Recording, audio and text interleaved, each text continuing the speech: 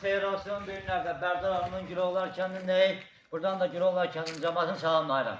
Gülovlar kəndində 3 yataq otağı, bir zal, mətbəx, hamam və sanuzelindən ibarət tam təmirli evimiz satışa çıxır. Evimizin satış qiyməti 85.000 manatdır. Razılaşma yolda var. İndi də sizə evin içərisini təqdim edirik.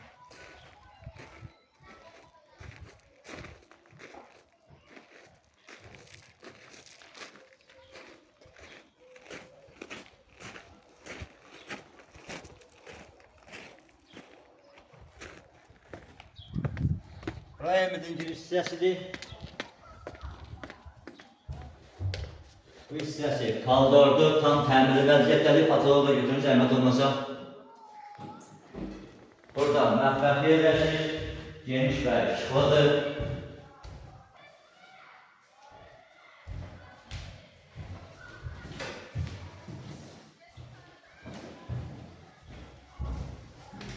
Bu hissəsində yataq otağı yerləşir. Burası da tam təmirli vəziyyətdədir.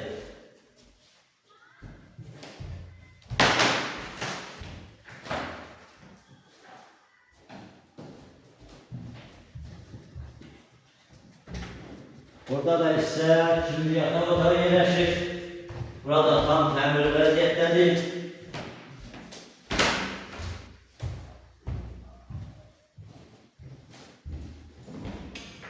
Bu hissəsində üçüncü yataq otağı yerləşir.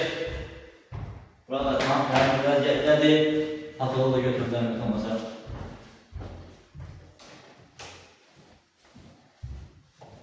Burada da ise sanitar qovşaq və hamam yerləşir. Burası da tam təmirli vəziyyətdədir.